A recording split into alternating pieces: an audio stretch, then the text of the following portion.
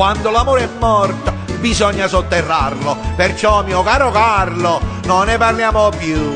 Ho visto quei ritratti che mi hai mandato a me, erano 24, te ne hai tenuto 3 e t'hai tenuto quello con costumetto e bagno, quello col cappellino col papagno e quello col vestito blu mare.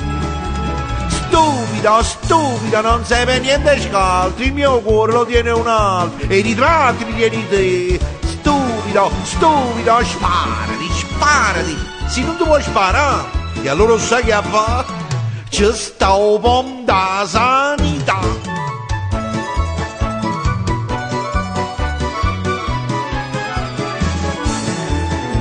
Il mio consiglio buono non l'hai voluto usarlo, diceva va qua Carlo, fatti raccomandare, cerca di impiegucci, se no che vuoi sposare, e tu testarda e ciuccia non ci hai voluto andare, e adesso ti hai tenuto quel mazzo di violette che me la vai a piattaccatore e tu, quando stavamo insieme al cinema.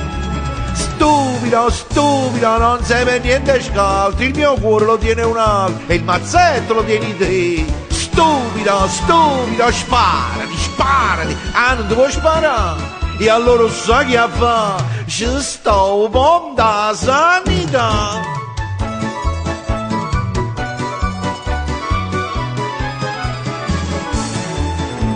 Il tuo cognome pesce ma sempre impressionato. Io non sarei sposato, ti dico la verità. Io fo a casa la prima, che bella novità. Le nozze pesce aprile, vattene a partella e i miei capelli ricci che un giorno ti donai. Se tu lo vuoi sapere io li tagliai a quello cagnolino e detto a te. Stupido, non sei per niente scaltro, i capelli tiene un altro e quei peli li tieni te. Stupido, sparati, non puoi sparare. E allora sai che fa?